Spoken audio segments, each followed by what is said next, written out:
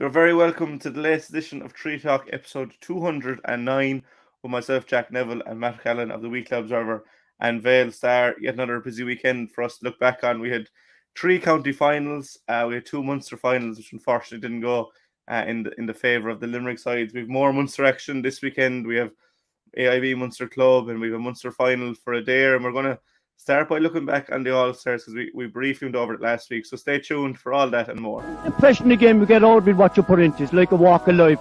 If you're good enough, go out and get it, no more about it. But not so much control in the centre of the field from Kilkenny as Richie Bennett sends it high and over the bar. Your mother sends you down to the shop for a pound's worth of goods and she gives you 50 pence. You can't get the pound's worth of goods, can you? Just about kept in. Oh, well done, Shawnee Buckley. To do that to Tomas O'Shea. He deserves to score from here. One of the highlights of the Sunday game. Limerick went out there from the word go today. No more about it. They made all the running, that was it. Put the ball over the bar and the back of it, and that's it. No ifs, no buts. Is there much time left? We have a couple of injuries. Here comes Kieran Carey. Carey leading the charge of the right brigade. 45 metres out. He's a chance to score. He's put it high. There's no sympathy in this game for anybody. How are you, Matt? How are you feeling on this Wednesday afternoon? It's dreary. It's dreary, Jack. It's dreary, but you know, I suppose our domestic season is rapidly coming to a close, and I suppose we saw the last of the adult county finals, bar one, at the weekend. We still have the outstanding intermediate hurling championship final, which is on the first weekend of December. Between the Piershig and Croke, Kilfinny and Ballygrand, but progression to the Munster Championship doesn't go with that particular competition, and I suppose it's something that you know, without wanting to digress too much at this early stage, Jack, of our conversation, Limerick County Board would probably have to look at it because there has been restructuring done in Tipperary and in Cork. A restructuring that has seen Ballygiblin, who were Munster Junior A champions last year and narrowly beaten by a late point in the All-Ireland final. We have seen them back in the Junior A, back in the junior competition again this year because in Cork they introduced a layer. They were playing junior A, and they introduced a layer, the equivalent to Premier Junior A. So I think it's something that Limerick will have to look at. Now, I suppose competing in Munster isn't the be-all and end-all, but certainly you don't want our clubs to be going into Munster competition with at a disadvantage. So I think that there can be a compelling case made for a restructuring, and it might mean for some clubs that are currently intermediate being redesignated as junior, but look, it's all for the good of hurling in the county, and but obviously that's for another day, and that's a matter for the powers that be. But I suppose, Jack, we have to congratulate the powers that be in our county. Despite Limerick's involvement right up to the All-Ireland final, they have completed their competitions in very, very good time, and have met the deadlines comfortably. The only one that was a small bit tight, I suppose, was the Premier Junior A Football Championship, where we see Castlemahon, fresh from their victory in the final last Sunday, being out again this Saturday in the Munster Championship. But by God, I think the board, the county board, and the fixtures committee, and everybody involved have done a fantastic job in ensuring that, for the most part, that our clubs post-county final victories are getting a decent bit of space to regroup and prepare for the Munster Championship. And so I would say well done. But again, I'm seriously, when I think about when I speak about restructuring and speaking to a lot of people around the county now. There's mixed views on it, Jack. There are mixed views, make no mistake about it. But I think the situation with Ballygiblin has helped to crystallise, and sort of unveil the disadvantage that Limerick clubs, particularly in the Junior Club Championship, hurling championship, are at, and it may be something that the county board will look at between this and 2023. Yeah, the junior championship has been notoriously difficult to get out of. We saw what Caroline to go through last year, and Kieran's this year, in fairness, bounced back, and we will get into that match. We three county champions. It's amazing that you should say that now, because I'm around an awful lot longer than you, and the esteem in which the Junior A Championship was held in was absolutely phenomenal. A very, very close second to the Senior Hurling Championship, and there is more than a residue of that respect and esteem for the Junior A Championship. And I saw it there last Saturday when I was out at the county final between St. Kieran's and Drumbraadford. It is a competition that, it garners an awful lot of respect from the Limerick hurling public. And nothing has changed in it, Jack, insofar as the point that you made there about so hard to get out of it. It was always damn hard to get out of it. And of course, the prize for getting out of it in the old days, Jack, was that immediate progression to senior. But of course, there are now two tiers between it and senior, and there's 3 tiers between it and senior A. So, but you would think that it would have fallen down in terms of esteem, but no, it hasn't. It hasn't lost its appeal, and we'll be talking about the actual game later. But I thought it was a very enjoyable occasion last Saturday at the county final. Yeah, we had 3 county champions crowned the weekend: Newcastle in the senior football, Castleman in Premier Junior, and St. Kieran's, as we said, in the junior A hurling. We will get into all those games. We have the Munster finals for Monaghan, Ula to look back on. Adare have a Munster final this weekend in Camogie. We also have the Limerick Senior Camogie finals, and we have the start of the Munster Championships for Napiershik and Castleman, as you mentioned. But before we get into all that, the All-Stars are on, I suppose, 10 or 12 days ago at this stage. We went through briefly last week with Liam and Niall, and we were talking about their book, Illustrated Tales of the Terrace. But looking back in the episode, we didn't spend enough time, I suppose, reflecting. We spent a share of time talking about Sean Finn and William Donoghue and missing out, and we will get to that. But Diarmaid Byrnes, not only to win Hurler of the Year, but to set records along the way, to do it as a defender. He's coming from the same club as Keane Lynch and Aaron Gallan, who will take so many plaudits for their skill up front. But, from start to finish, Diarmaid Byrnes was, a key leader in the Limerick team, one of the best. Now, I did say Barry Nash would have been as equally deserving as Diarmaid, but Diarmaid did get the award. But I think it's important to reflect on what was really an incredible year for Diarmaid. And, I think he was really unlucky in 18 to miss out on an All-Star. He's got 3 in a row now. He's got 4 All-Irelands, 4 Munster medals. He captained Limerick to 21's All-Ireland. Not only for this year, but it caps, not caps, but another exclamation on a really brilliant career so far for Diarmaid Byrnes. Yeah, Jack, and I would not like to focus in too much on 2022, other than to say that any accolades that came his way in 2022 were richly deserved. But Jack, the contribution of Diarmaid Byrnes to the Limerick Odyssey, to the Limerick success story, has been absolutely simply phenomenal. And you've charted it there. And it goes all the way back to 2015, when he captained that team managed by John Kiley to an All-Ireland under-21 success. And in fairness to most supporters in Limerick at the time, Jack, they probably didn't see it coming. Now, there was a pool of players there from the 2013 and 2014 minor teams, of which Diarmaid wasn't a member.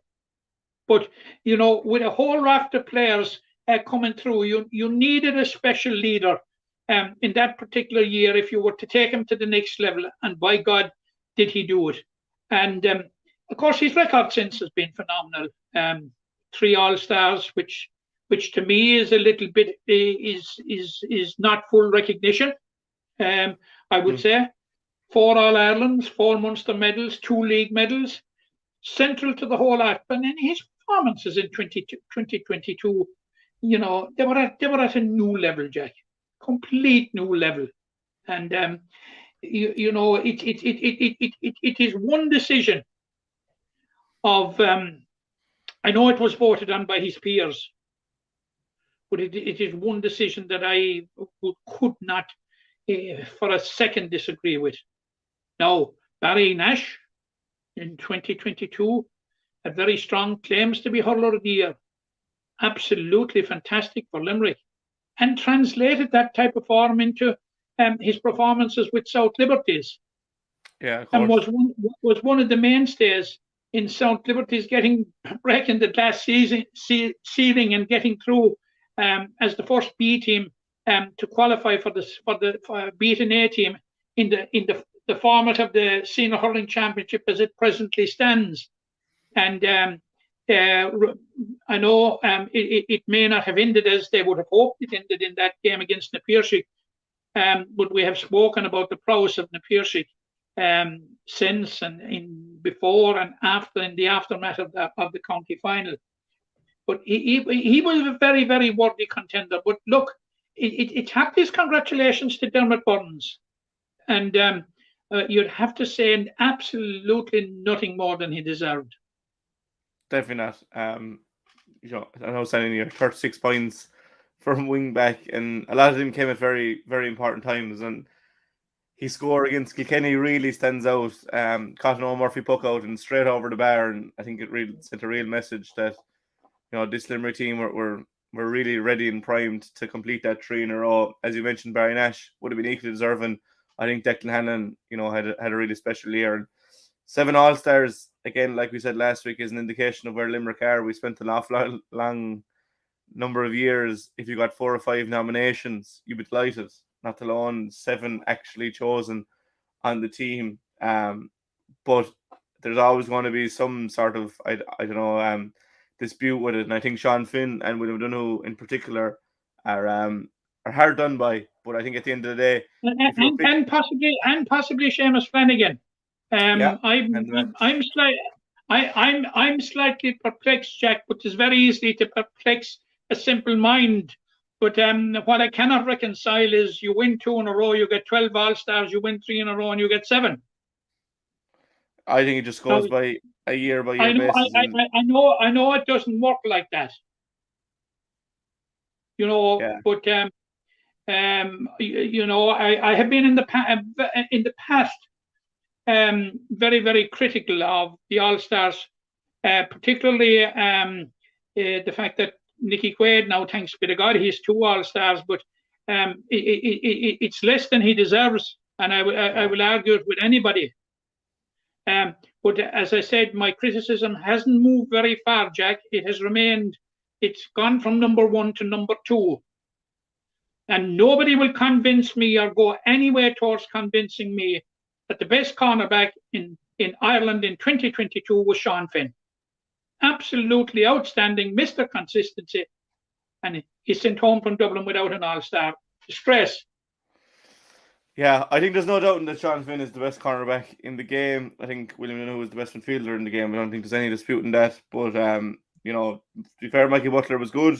He wasn't Sean Finn's level, but I suppose voter fatigue comes into it. And I hark back to basketball sometimes. And I don't know if you watch basketball at all, but LeBron James was the best basketball player in the world for 10, 12 years. But after a while, he stopped winning the most valuable player award because he had gotten so many of them. I think Sean Finn kind of suffers from that as well, that you kind of underappreciate. I know Limerick don't underappreciate him at all, but I think voters do to an extent, and they like to give someone else an award, and that's fair enough. But I think Sean Finn is still the best in the country. I think that's fair to say.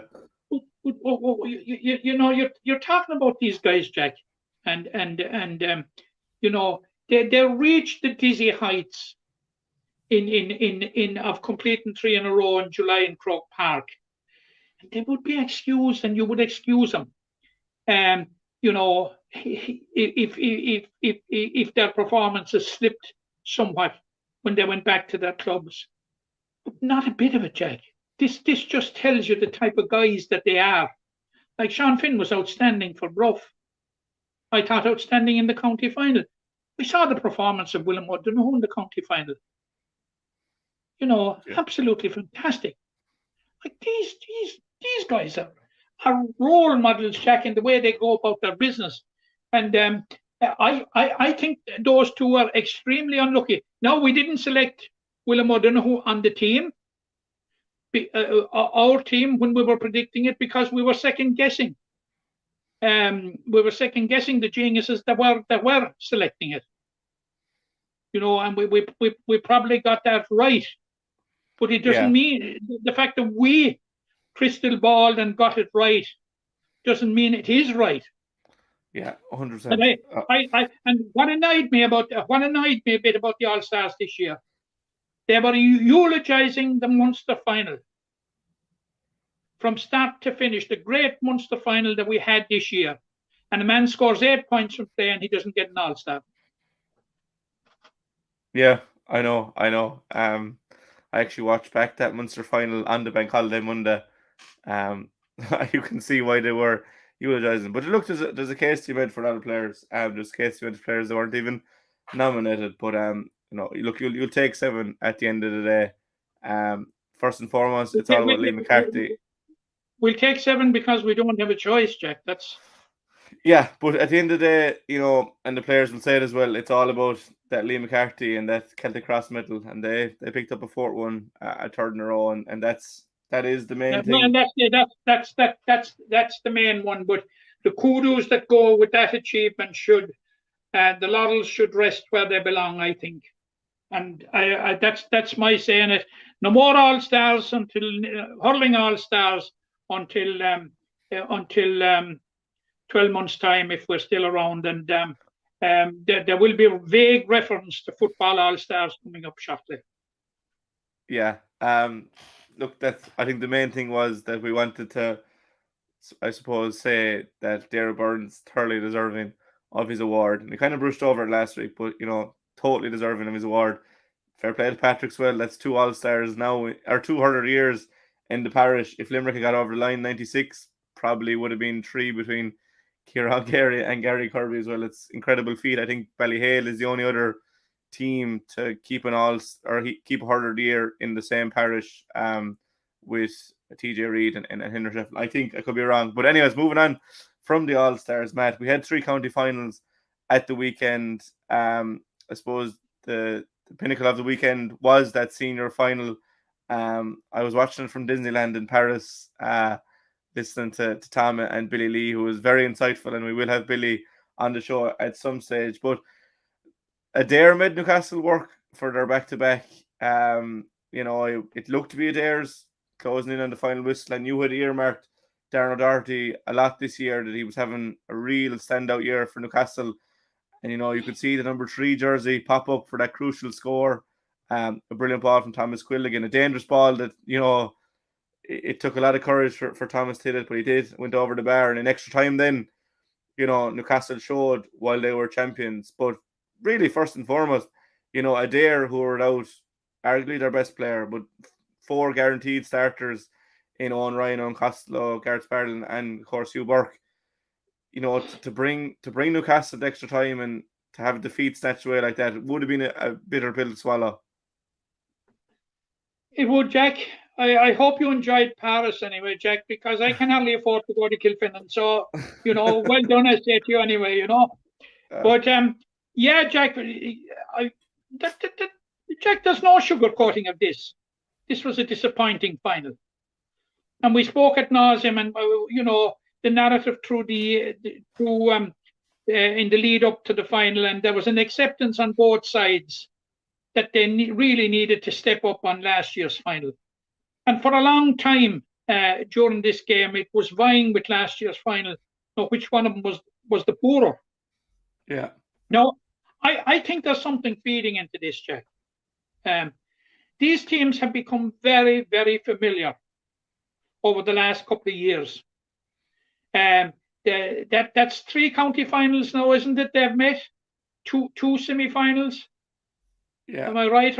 Yeah. 3 finals, 1 semi, 1 quarter. Yeah, 1 semi, 1 quarter. But like they are they over familiar? I think both sides were so cautious. They were afraid to make a mistake. Now, I concur with you totally. With what you've said about Adare, the achievement of an injury-ravaged Adare, in pushing it to the very, very limit. And you must remember, Jack, you named the 4 players that were absent. Davy Lyons went off after 12 minutes.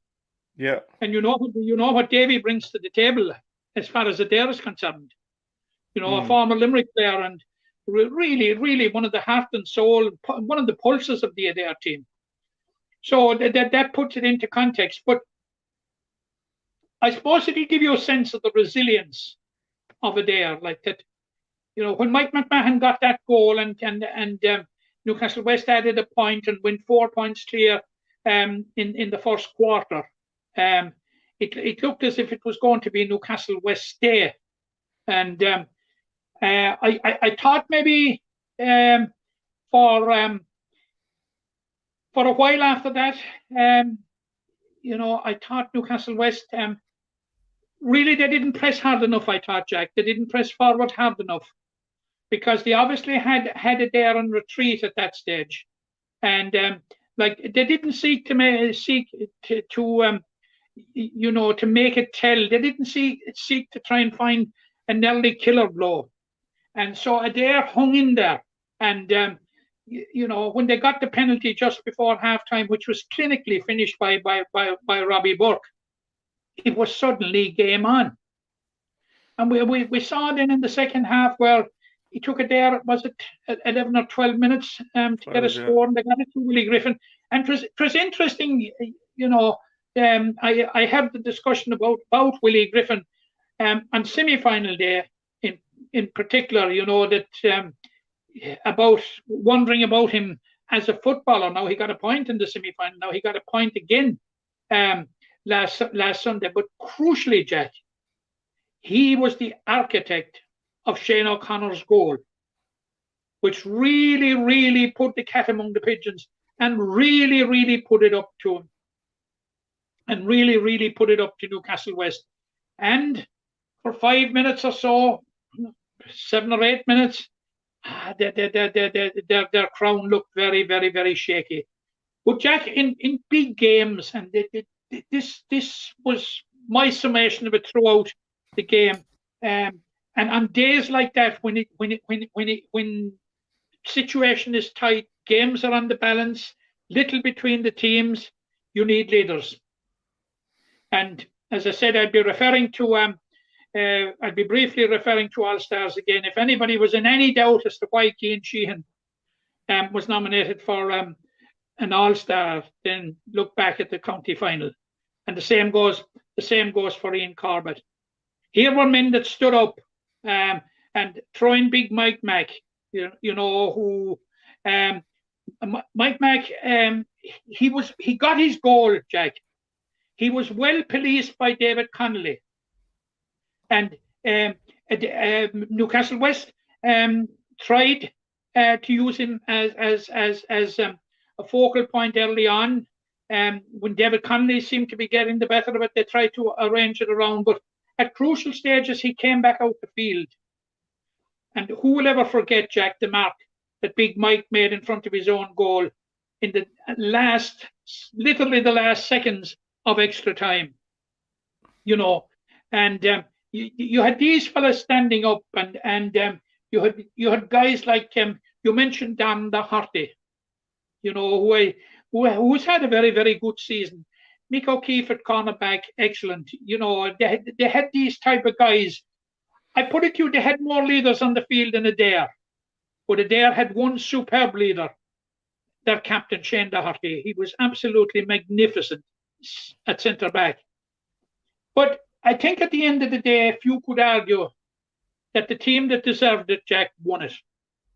And whether there was a bit of pressure on a day on Newcastle West, this whole thing that about 2 in a row and all that sort of a thing. Now, although I in the lead up to it and speaking to him during the year, and you were speaking to him as well quite often, Jimmy Lee tried to diffuse that notion. But it's a hard thing to do. It's a hard thing to do. But look, they got over the line. It's now back-to-back titles for Newcastle West. I think they were worthy winners on the day. Were they at full strength? You know, it's a matter of conjecture as to what might have happened. But in terms of it's a game that certainly, you know, has no claims to go into a library of football classics. No. I suppose a bit of action in extra time, the bit of intensity in extra time, probably rescued it and took it above last year's final in the standings. But that is all. But I have the sense that there is too much familiarity between these teams, and that their approach to each other has been so cautious. They're afraid to make mistakes, and that might be feeding in to the type of games that we're getting in. Because we have seen in the respective semi-finals, Jack, that when it comes to playing football, there is more football in both of those sides. I was hugely impressed with Newcastle West in the semi-final because they got a real test from Mona Leon. And as I was saying to some of the Newcastle West connections afterwards, they probably got the ideal test in that they were made force fight to the very last ball to get it. Now, I was hugely impressed as well with Adare. Because, like, let's face it, Father Casey's came with all guns blazing. And Father Casey's came as one of the real forum team. In terms of form in the lead up to those semi-finals, even though they had lost one game and Adare hadn't lost any, you know, in the form stakes, Father Casey's were much the better, and it seemed to be playing out that way when they got 3 points in the first 5 minutes. But after that, the Father Casey's challenge imploded. It imploded because of the patience of Adare, the quality of Adare, the experience of Adare, who dug it out and then went and won the game. So I'm convinced anyway that we didn't see the best of both sides in Sunday's county final, and I believe a lot of it is down to over familiarity, Jack. Yeah, they do know each other inside out, and I suppose they know that if they let the other one attack with space, that they'll create trouble and they'll score, because they do put up like big scores in relation to Limerick football. So they do cancel each other out. But Mike McMahon has so often been the difference for Newcastle. I know we played him in 19, and we were winning by, I think it was 3 points with about 10 to play, and Mike came on and totally changed the game, got a goal, a couple of points. Last year, I think he was man of the match in the final as well, kicked 3 points from play. He got 1-3 last day against Adare, and he's nearly 38. You know, he's shown that there is that space for an older lad, and like, you know, the condition he's in. He won't appreciate that from you now, Jack. I don't know, Willie, but like the condition he is in, he's obviously putting in huge effort. He's serious, Nick. In fairness, I know he does a lot of training in the gym and it's shown in the field, but he's well able to kick it as well. You know, it's one thing to win your mark, but to be able to kick it over is the other one. And you mentioned the defensive one, I think, was the standout play of the day. And to be fair, when Robbie hit it, you were saying this can go anywhere, but you can kind of see Mike creeping up above everyone else, and there was no fear of him dropping that ball or someone winning it over him. It was clear as day he was going to win it, and he won the day for Newcastle. I think it's fair to say. Yeah, he probably protests that he is for some time, but he certainly is becoming Newcastle West's talisman at this stage, like, because as I said in the final, he did it at both ends of the field. Oh, 100%. And on Mike McMahon, I was just about to see the Mona Lisa on Monday morning. I got a notification from Twitter. It was Ian Corbett with he had cropped Mike Mack's face onto Michael Jordan, and it's a well-known clip from The Last Dance. And he says, "I took that personally." And I had said after we beat Ballylanders in the first round that Diarmaid was the best player in the championship, and Dara was unreal for us all year. But it was a good reply from Ian, and you know, to be fair to Mike, he probably was the standout player of the championship. We'll go through all that as when the games are finished and Munster's done, we can look back in the championships and pick our best team and our best players. But well done to Newcastle. They've tried and failed before to go back to back, and they've finally done it. And looking at Adare, you'd say straight away that it'll probably be the final again next year. But that's all for next year. Newcastle will play either Clonmel or go on. Nemo Rangers. But you're absolutely correct, Jack. The pointers have that it's going to be more of the same next year, and possibly the same final for a third year in a row. Yeah, but I suppose that's all way down the line. We'll see. Will we get that? If there was positivity to come out of it from their point of view, and I suppose their thoughts after the final will be one, that of disappointment. But when they reflect in the fullness of time and see that the impact that the four could have made, and to see that the extra options they have got by the people that came in and got huge valuable game time. I'm talking about the like of Josh Toomey, John Sweeney, and these people who probably wouldn't have been in the side where everybody fit in well. These are now options, and the guys that are coming back will have to fight for their places. Yeah, look, obviously Adare will have wanted to win, but it gives them a great base next year, as you said, that they win toe-to-toe with the champions without a number of key players. They'll hope to have all those players back next year, and they've blooded a few more lads. That it'll probably be, Newcastle, Adare, and everyone else then trying to catch them in Limerick football. But Newcastle West are back-to-back champions. Yeah, and hopefully Ballystein. But as we said, Newcastle will play either Nemo Rangers or Clonmel in a Munster semi-final. Last year they got the final, so they do have that a bit of experience. We'll look into that game. That game isn't on for another, I think it's 3 weeks at this stage. It's not this weekend or the weekend after. The weekend of the 20th. It's out on the month. It's something like next Sunday, 2 weeks, Jack. Yeah, the 26th or 27th. It'll be on that weekend. But that is Newcastle in the Premier Junior Championship. Now, neither of us were there. Obviously, you couldn't go to the both games on the Sunday. But Castlemann were very dominant over their near neighbours. Fianna Kilmeedy finished 3-10-7 in Tornafulla. Pretty much one-way traffic from start to finish. I know you had someone at the game and you're well acquainted with it. But I suppose for Fianna, a step too far after winning the lower junior last year. For Castlemann, it's probably back to the level they feel they're at. It's not that long ago since they were in intermediate semi-final, so they'll feel like they belong back in that level. Firstly, on the game, Matt, 3-10-7, as I said, tells its own story.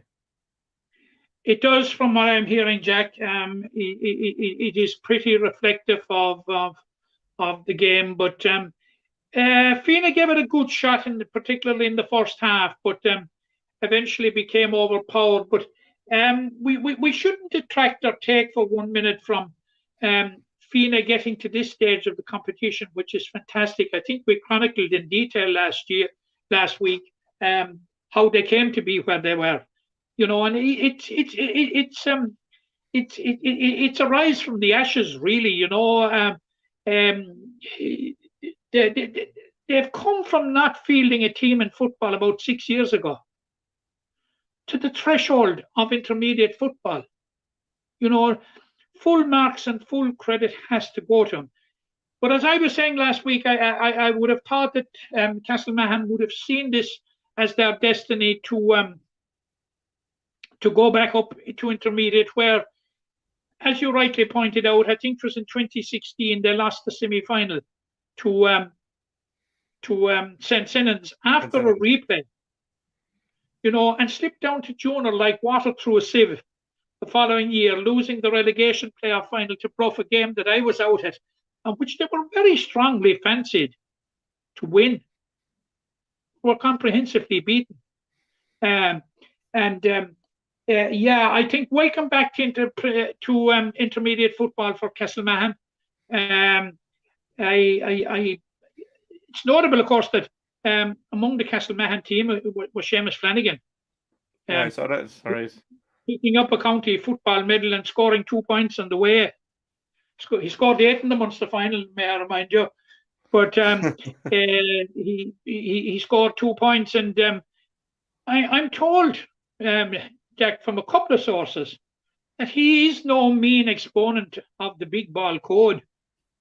That he is quite a useful footballer. But of course, he's a fit man, he's a big man, and he's a sportsman, and he's very athletic. So it is no surprise. But it's worth noting that Seamus was a part of that team. And congratulations to Castlemahan. They have a very, very quick turnaround, and we'll be talking about it in a minute. They're out again at the weekend in the Munster Championship. And I don't think they have much to worry about going into the Munster Championship or going into the first round of the Munster Championship. They've been there before, and we look at what they did when they were there before when the time comes, and if shortly we move on to that. Yeah, we'll finish off our review of the county finals before we get into this weekend's Munster action. But again, well done to Castlemahan. And I suppose for Fina, we say it every week, there's ample, examples of teams losing a final and come back the following year. So there'll be another team that goes into that list of looking to make amends for a previous year's loss. And one of those teams is St. Kieran's. 2021, Caroline just edged them in a tight Junior A final. But from the very start of the year, I think St. Kieran's really laid out a marker that they were not only, it's not a case of we're in the final last year, we'll take for granted. They were much improved this year. From the start of the year, set their stall out, won every game all year. And you had said about the importance of the Junior Championship, but it's as good as a run in a Junior Championship as you're likely to see, Matt. 5 wins in the group, quarter-final win, semi-final win, final win, 8 from 8. The perfect season for St. Kieran's. Yeah, and I've seen him in the semi-final and in the final, and my overriding thoughts about it were, and I think I made them clear here last week, that I thought in the semi-final against Killeedy that I saw measurable improvement on the St. Kieran's team that were beaten in the county final last year, and which I had seen I saw him in the either semi-final or the quarter-final against Doon, but I thought there was measurable improvement in him this year, and that's the way it transpired. Now, I was beginning to pinch myself at half-time in the county final and saying to myself, am I losing it, or am I gone half mad? When they were trailing by 4 points at half-time. And Jackie, to be brutally frank, they were very, very lucky to be only 4 points down. Because Drum Bradford played most of the hurling in the first half and undone it by shooting 9 wides. Now, had 2 or 3 of those gone over, you were looking at a 6 or a 7 point lead at half time, which would have made St. Kieran's challenge all the greater. And I'm not saying for 1 minute that they wouldn't have risen to it. Now, they came out after half time and they got the perfect start, Jack. Anthony Mulno came on as a sub at half time. He had a point over the bar within a minute of coming on. A minute later, Dara Tracy hit a monstrous point from out on the right over the bar. And suddenly, within 2 minutes of the restart, all sorts of doubts had to be creeping into Drum Bradford, because here was their 4 point cushion, now reduced to 2. And suddenly the momentum was with St. Kieran's. And, the patience of St. Kieran's, was something to be admired. And how they transformed that 2 point deficit, which was now a 2 point deficit, into a 2 point lead. They were pressing and pressing, forced 2 65s. Ian Mackesy stepped up to them, banged them over the bar, one after another. They got 2 long range frees. Killian Ambrose, the goalkeeper, came out, banged them over the bar. Now, that is in contrast with Drum, who missed a couple of scoreable frees, what I thought were a couple of scoreable frees in the first half. And here were St. Kieran's absolutely maximising everything that came their way, every opportunity that came their way. They restricted, they enjoyed such a level of superiority and mastery, Jack, in the second half, that they restricted Drum Bradford to 2 points. 2 points from frees in, I think, the 52nd and 53rd or 52nd and 54th minutes. But like from the midway point of the half, once they hit the front, there wasn't any doubt, in my opinion, Jack, as to who were going to be the county junior A hurling champions of 2022. And the type of form that I saw in the semi-final, which I thought was a consummate performance right through. And actually, the final scoreline in the semi-final, Jack, and this is what something that struck me was it didn't reflect the superiority they enjoyed that day. Because Paddy Heron, who was in goals for Killeedy that day, made absolutely 2 stunning saves from Owen McInerney. And in normal circumstances, they would have gone in the net. And they would have gone in the net at a stage like where it could have opened the floodgates. But in the second half, I saw that the St. Kieran's that I saw in the semi-final.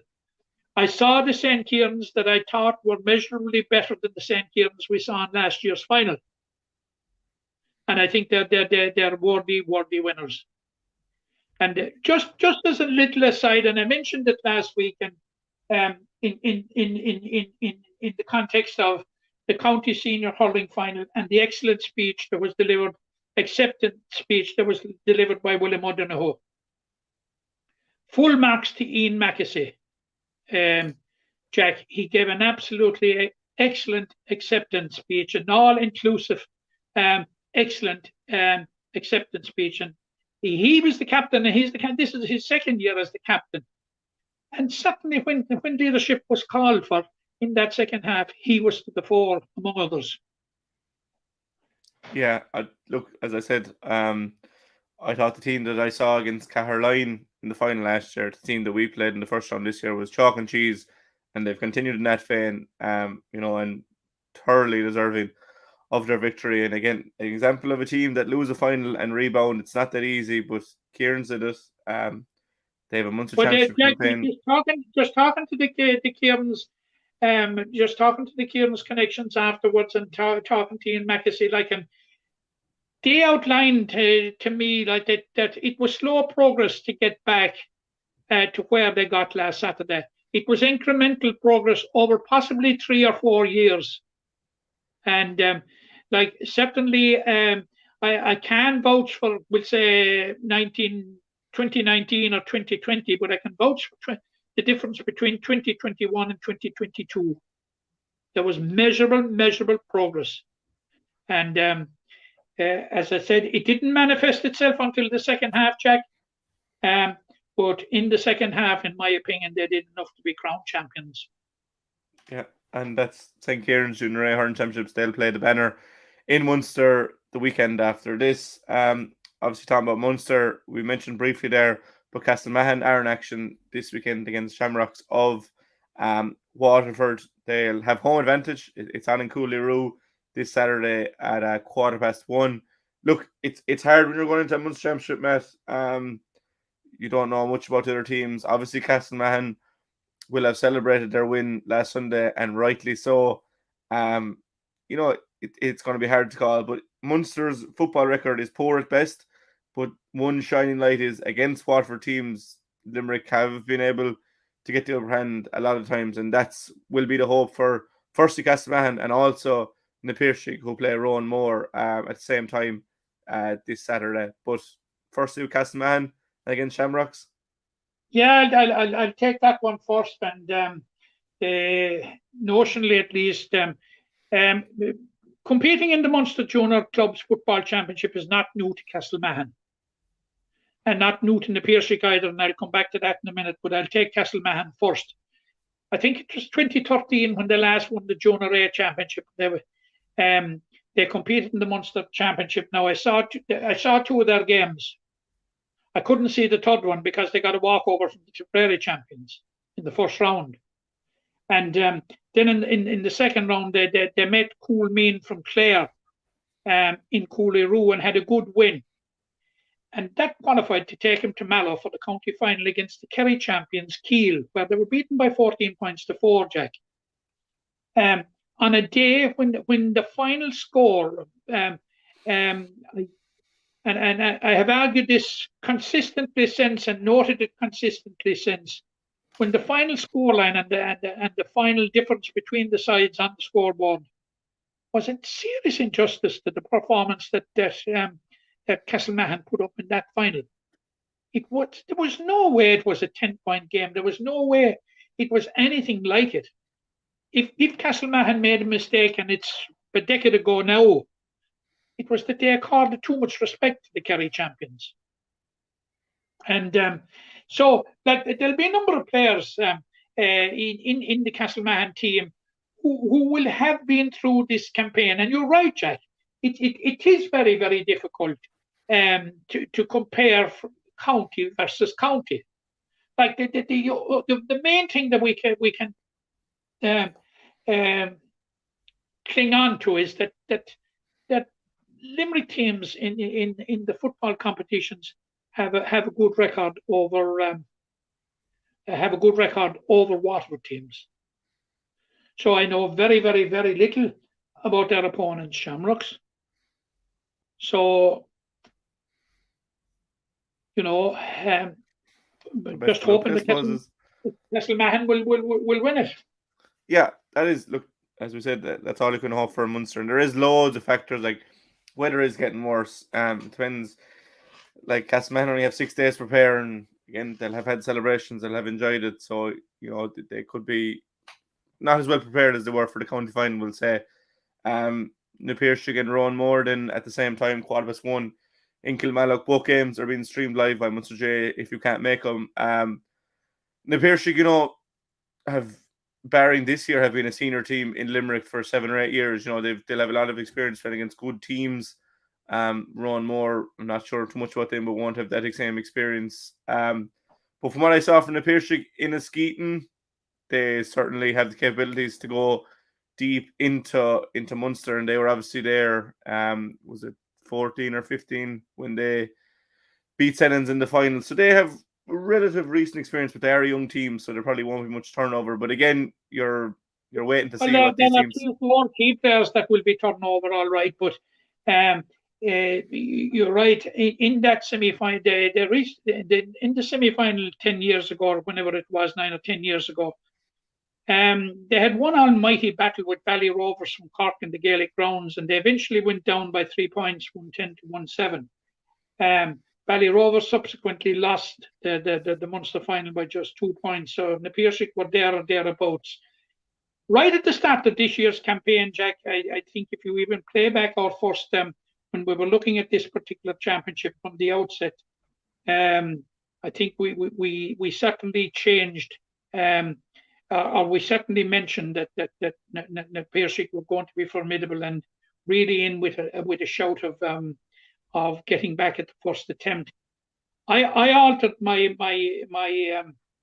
thoughts on that as the campaign went on, only because, and I'm not going to say this anymore on this medium, over the way that their group turned out. Due to play 5 matches, got to play 3, which was a scandal. And I think I thought they were ill-equipped going in against Mungret.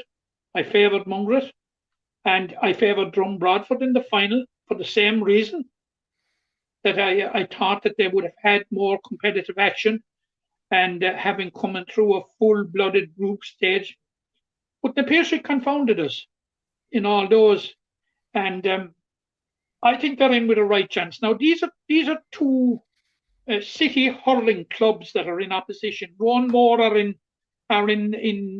from Waterford City, and of course, as a hurling entity, I think they've won 2 counties, something like back in 1969 and 1970. Well, if it wasn't for Ballygunner, they're always knocking around. They're living in the shadows of Mount Sion and Ballygunner, when you're down there in Waterford City. And but I found it very, very hard to locate any involvement that they had in football at Munster level. So it's it's breaking new ground for one more. But I'd be very, very hopeful, like Castlemahan, Jack, that Na Piarsaigh will get over the line in this one.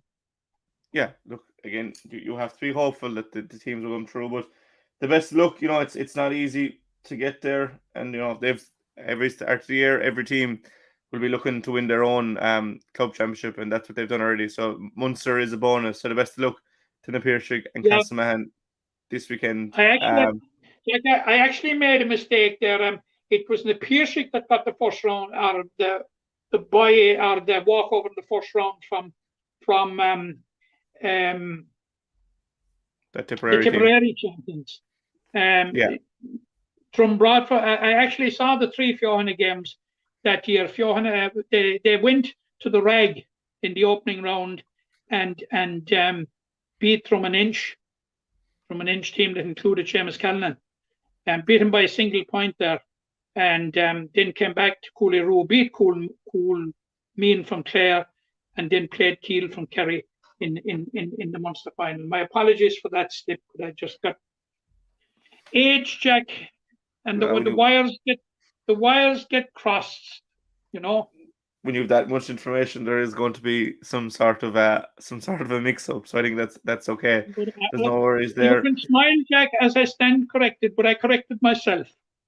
Yeah. We have a Munster Camogie final this weekend to look forward to, Matt. Before we get into that, I suppose we had 2 ladies football finals last Saturday and Sunday that didn't end well for Limerick teams. It was disappointing for both Ula and Mona Gay. We'll start with Mona Gay, who were coming into the game after losing last year's final, and last year, it was kind of a late surge from Castle Island Desmonds that turned the game, and this year, it just started well, got the open 2 scores, but slowly but surely Mullinahone crept back into the game, and 2 goals proved to be the difference, 2 first half goals. Just very disappointing for Mona Gay to have rebounded like that to get back to the Munster final, and to lose successive provincial finals is very difficult to take for the West Limerick side. Yeah, Jack, I would say that, and I'll explain that there were 2 weird outcomes. Mullinahone scampered out of Mallow on Sunday, crowned Munster Intermediate champions after scoring 1 point from Clay in the final. That's indisputable fact. And they were hit with a late blast last year by Castle Island Desmonds. They were hit with a late blast this year before half time. Like time was on Mona Gay's side, but the elements were against them in the second half, and they did quite well in the second half. But they had raced into a 4 points to 1 lead at one stage. So it's an awful disappointing result for them, because I'm told, I didn't see the game now, but I had somebody there, and that on the balance of play, it was Mona Gay's game all day to win, and that they did enough to do it, except that they didn't reflect their superiority on the scoreboard. And Jack, that is something, I suppose, that has dogged Limerick teams in the past, and I just wish that these teams going out would take their cue from the Limerick senior hurling team and convert superiority out the field onto the scoreboard. And therein lies the problem. Hugely disappointing result for Mona Gay, but it doesn't take from them that they're still a very good side, Jack. Still a very, very good side. And I think if anything, it will probably steal their resolve to come back next year and make it third time lucky. They will not lack targets, and I suppose we'll get the usual cliches, 1 game at a time and all that sort of thing. But I think there will be an overarching target in Mona Gay the coming year, and that'll be 3 in a row in Limerick first of all, and hopefully make it third time lucky in Munster, because I think it's their destiny to win a provincial championship. Like they've been so near it 2 years. It's just been heartbreak. But fair play to Mullinahone if you can do it. That's a kind of a Houdini job. Come to a Munster final, score 1 point from play and win it. Well done.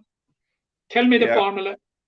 I suppose for Monaghan, they outscored them 7-6, but it was the goals again, like Castle Island doesn't last year. 5-7, I think it finished. It was the goal that won the game, and this year it was goals again. But for Monaghan, motivation it will be high for next year. But similarly for the likes of Bellanders and Ailbeys, they'll be thinking if we can get out of Limerick that we're, they're competing with Monaghan and Limerick, that they can compete for Munster Championship. But that's way down the line. But overall disappointment for Monaghan, but again got the main job done, which is Limerick. And they can.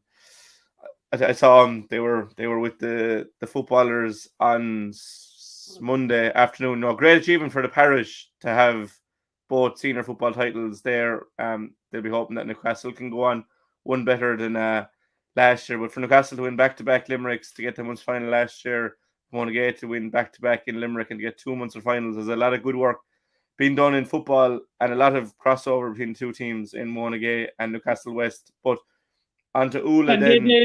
Possibly the entire management team nearly.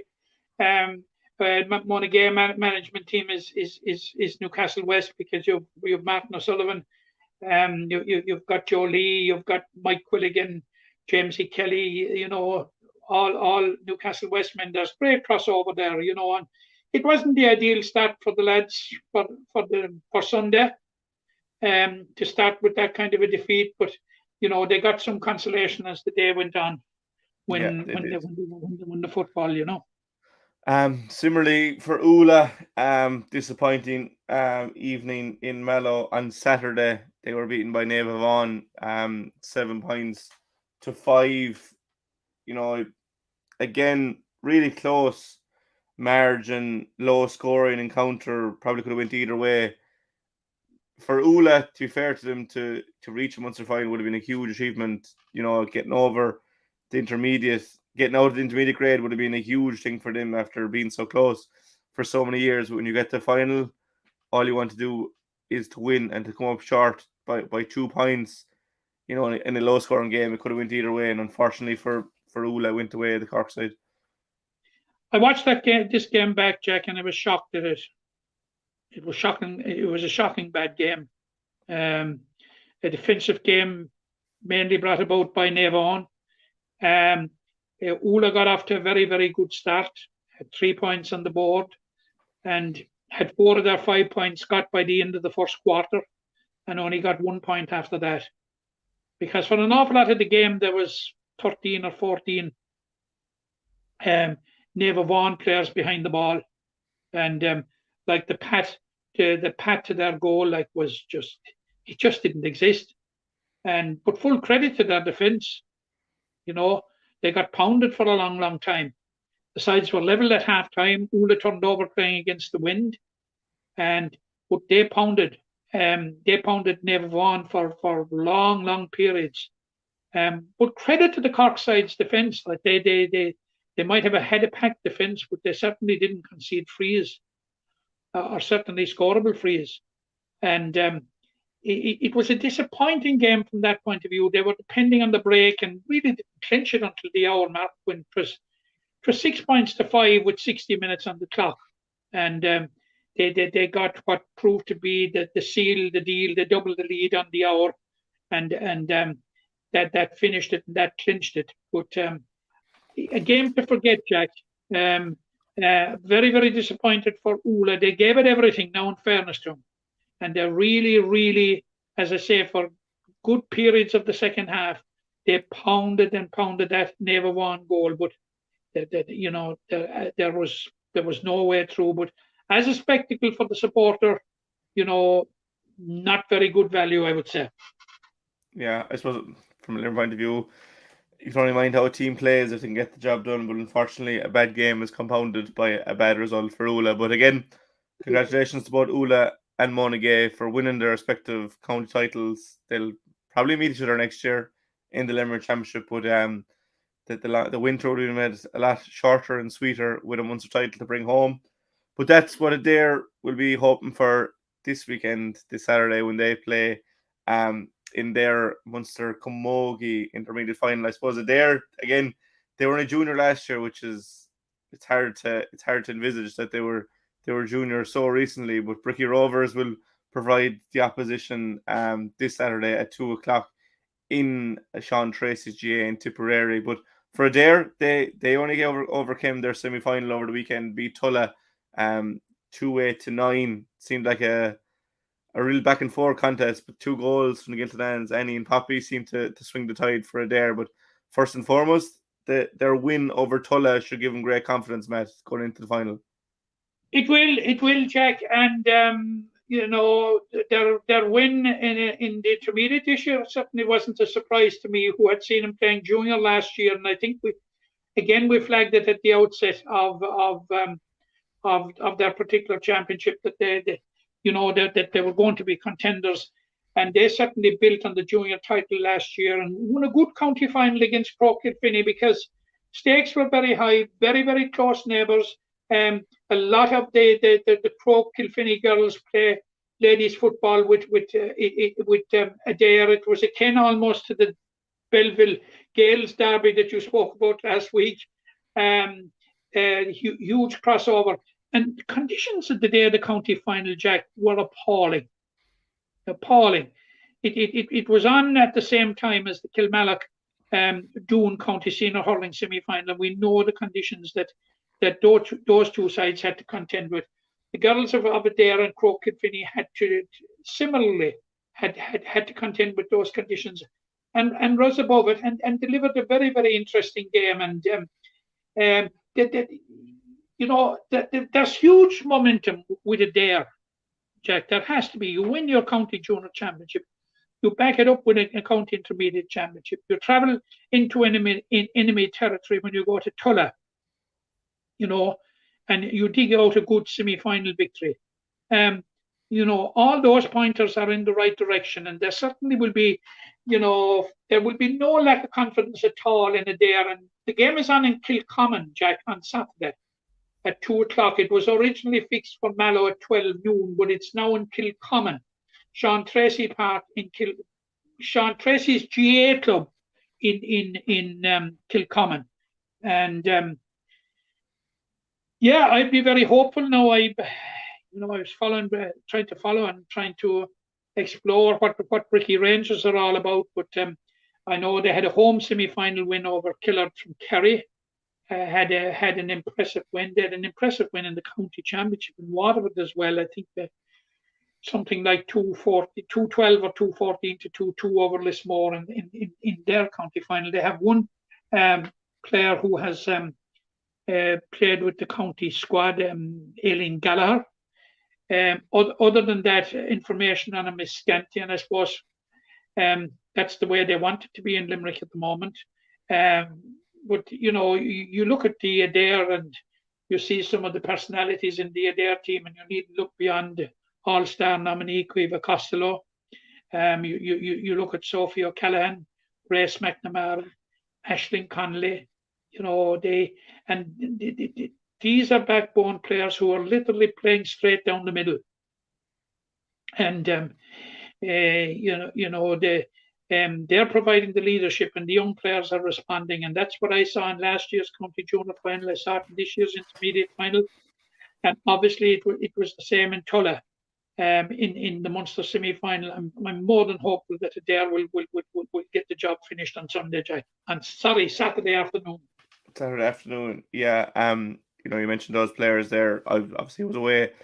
Just looking at the tweets, it seemed to be an awful lot of the defensive work done by Sophie Callaghan, and then at the other end, Caoimhe Costello. When you have those players, and there's a lot of good players outside that, like the Giltinans and Lauren Ryan, and these players, play their part as well. They have a really good squad, and you mentioned that you saw him at junior. Mullins, another young player, again, very, very good player. So, it's very easy to bring on good young players, Jack, when you have that wealth of experience to lead them. And like the quartet of girls that I mentioned never seem to fail to deliver. which is hugely important and which is a huge plus for Adare. Jack, I'd be pretty confident that we could be singing the praises of Adare as Munster champions when we speak in 7 days' time. And by the way, if they win, they have a trip to London for the All-Ireland quarter-final against Tara Gales. There's a motivation. If Munster wasn't enough for you, a team holiday I know is welcome by everyone. But the best luck to Adare this Saturday against Mercury. Sorry? Would you be tempted to go to it? If I'm not in Paris, I'll go all right, yeah. I'd happily go to support any team. If it's on in London, we went to London to see the footballers a few years ago, so there could be another trip in order. But it would be nice just to have a Munster champion because unfortunately Monaghan and Ula just fell at the last hurdle. We don't know how the men's sides will get on in their respective Munster campaigns to kick off this weekend, but look, it'd be beautiful to have a Munster champion come back to Limerick after so many near misses. Even Monaghan last year and Kilmallock last year, we've had a lot of heartbreak in Munster finals, club finals especially. Two teams that Adare could possibly face next year in the Limerick Championship will meet this weekend in the Limerick Senior Camogie Final, and it's taken a long time to get here, to get to a final, Matt. But we do have a final. Ahan versus Kaleedy. Both came through relatively unscathed from their semi-finals. Ahan, big winners over Granaballangary, 3-15-7. Kaleedy beat Bruff 120-15. If anything, they're two teams that know where the target is anyway, Matt, judging by their semi-final scores. Yeah, and for Kaleedy, of course, it's a third final in a row. And it's a first since 2018, I think, when they won their 12th or 13th title. Of course, at one stage down through the years, Han won 7 in a row. Yeah. It must be, what is it about Ahan? Like I don't know how many hurling titles they won in a row in the 30s, but I can tell you that they won 4 or 5 senior football titles in a row, also in the in the 30s. Did you know that, Jack? No. That they used to, well, I can tell you it's a fact. They won 4 or 5 in a row, and they were dual champions for a number of years, for 3, 4, 5 years maybe. But basically the same players. Mick Mackey was a very good footballer by all accounts. But yeah, look, the first thing is there's a palpable sense of relief, Jack, with all that has gone on. And look, we're not going to get into that. That there is a final, and you're right when you're in your brief analysis there when you say like both teams basically have reached the final unscathed practically. They've lost one game between them, and that was when they met in the first round. Ahan had a 2-point victory in Mackey Park, so that's the only glove that was laid on either side on the way to the final. Now there was a considerable distance, Jack, between when they had last played and when the semi-finals came around, and you can have nothing but admiration for the manner in which they adapted to the semi-finals. But of course, it was the same for their opponents. They had just as long, but they were very, very convincing winners in both semi-finals. Like you gave the scores there, 3-15 to 7 points was the Ahan margin, and over one of the great camogie clubs, not only of Limerick, but of Ireland, Granaballangary, All-Ireland champions on a couple of occasions. And Kaleedy, I think, sent out a message. If we thought they were gone away after losing last year's final and after losing 4 or 5 players from last year's team, a couple of, including Anya Cunningham, and her sister Emer, who have immigrated to Australia. We got our answer that they weren't going anywhere with a 120-15 victory over Bruff in Bruff on Sunday.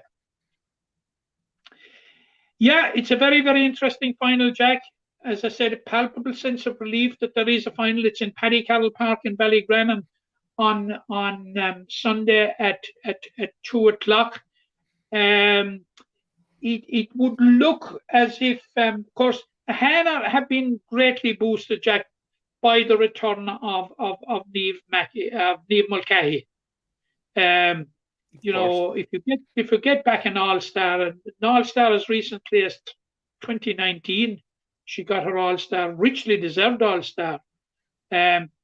It's a major boost, and the three Mulcahy sisters, Niamh, Judith, who's given great service to the county, and Claire, three huge players, three players that won All Irelands with Limerick in 2014. The Judith and Claire formed the left flank of the Limerick defence that day in Croke Park, and when you players like that, actually an interesting player on the hand team is Noreen Flanagan. She is the vice captain. She's a former Tipperary player, and her late father John Flanagan was a member of the Tipperary team that won the All Ireland in 1971. Like, there are also the Herbert sisters, who are the daughters of Kevin Herbert, who was a Hands County winning captain in 1997. So there's a very rich pedigree of sport in the Hands squad. So it's going to be make for a very interesting final. Killeedy have built their own tradition, Jack. They're going for a 7th title since 2005, which is pretty good now. And it's nearly one every other year. Excuse me, but they're not going to Ballygran on Sunday to make up numbers. Killeedy don't do that. No. They have a great tradition, and they will definitely go to Ballygran, Jack, on Sunday as outsiders. But I think they will give it a real shot. Now, the coach that's down there, who I know pretty well, Jim Sullivan, is from Kilshannigan, Cork, and has a very interesting and impressive CV when it comes to preparing teams. I think this is going to be very close. Slight favourites, probably get a cautious vote to succeed, but do not discount Killeedy. You ignore Killeedy at your peril. Yeah, I know Jim well. Kilchannig manager, Castlemagner is home, I think, is what he'd say to you there. But sorry, Castlemagner. Jim is Castlemagner, actually. Yeah, well, he managed Kilchannig to win a county title there, not in Cork, in fairness. He managed Shanbellamore and managed them to the All Ireland final in down Killeedy subsequently. And Jim has been involved with a number of Cork teams over the years. So and won with Killeedy not so long ago, So yeah, very wily individual when it comes down to preparing teams. Yeah, it's an intriguing game, Matt. When you weigh it up like that. If he hears me talking about him like that, he'll probably kill me on Sunday. Yeah, but it is really intriguing when you lay it out like that. We're poised for a good game. We have been lucky with the county finals having recent years. They have been close. We'll have a new champion, but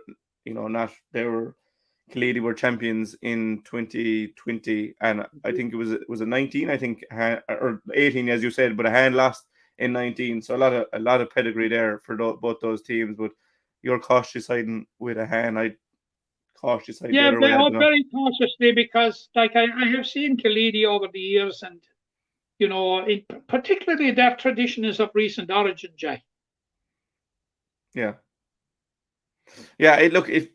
These games can go anyway, but you're just hoping for a good game this Sunday in Ballygran. But I won't ask you for prediction. We'll leave predictions for this week. Just last week you win 3 from 3 in your county finals, 3 for 3, including correct score in Newcastle. Now that did come after extra time, but you did say a 3-point win. I said a 5-point win for Kieran. So and I went for the romantic vote with Fine Kilmeady, but Castlemahon were fully deserving of their win. We'll come back to that next week, and we'll look at just the senior games, because that's what we've been focusing all year. So I think it's fair to keep it at that. What's the score? What's the score between us now, Jack? You're up 1. We were level after 15 rounds, but you're up 1, 67-66.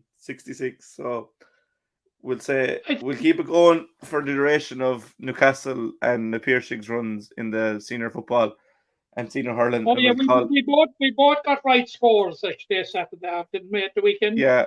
No, yours, you never said it'd be after extra time, the Newcastle game, but I gave you the benefit of the doubt there.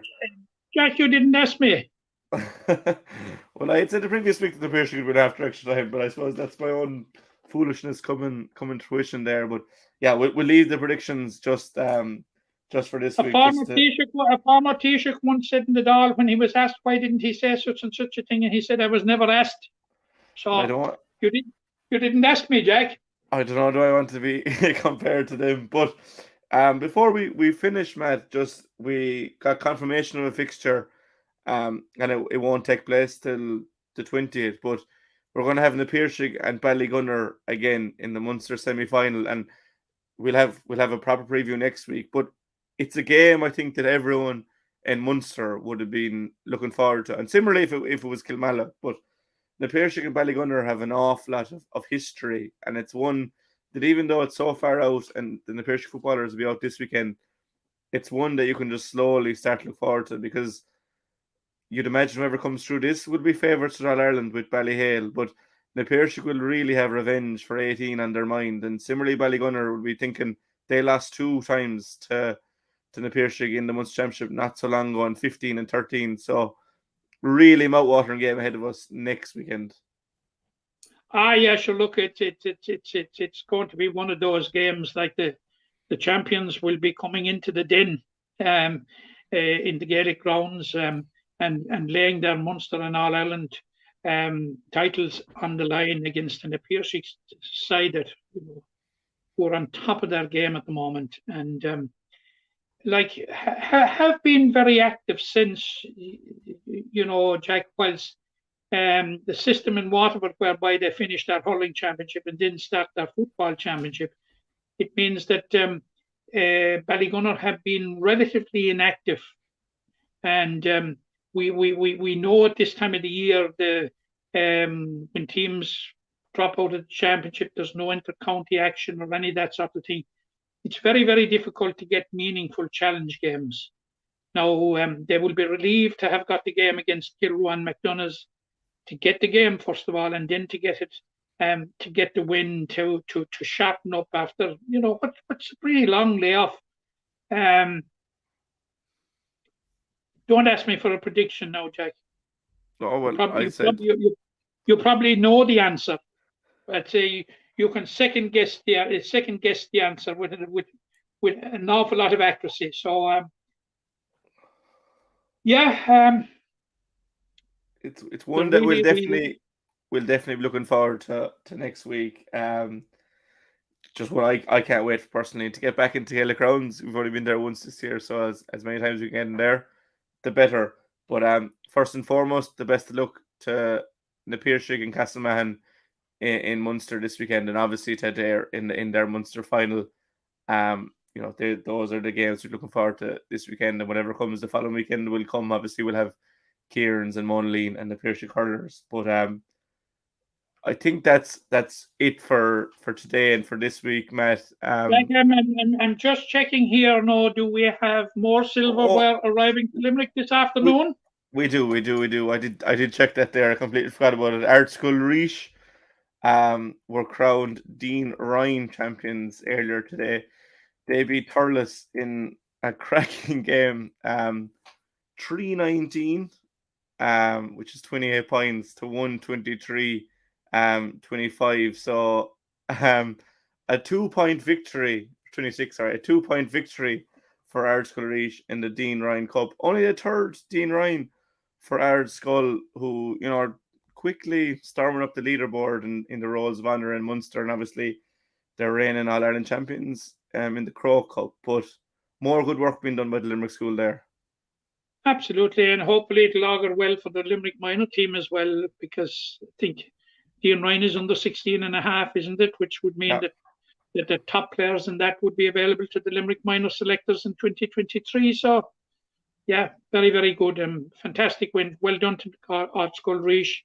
Of course, they will be hoping to put the Harty Cup beside them. They sit very well together, the Dean Ryan and Harty Cup, and get on very well together. So they will be hoping to add it in due course. But fantastic win. But obviously, I suppose, you know, when you talk about schools hurling in Munster now at the moment, this was a battle of the giants, Jack. When you talk about Ardscoil Reach, what they have achieved in recent years, and when you talk about Thurles CBS and what they have achieved over the years, so it was a meeting of giants, and thankfully the verdict went our way, because really, Jack, after what we were talking there about the ladies' football and finals and that sort of thing, we really needed a verdict to go our way, and hopefully Adare will add another Munster, more Munster silverware for Limerick at the weekend. Yeah, again, congrats. And hopefully you'll be booking the flight to London, Jack. Yeah, well, it might be booked. Maybe we'll go on a Treaty Talk tour, so someone else might book it for us. But well done. Could we relocate Treaty Talk to London for 1 week? I'm sure we could. We'll discuss it. We'll let Adare get over the line first. We want to put too much pressure on, and we can talk business then.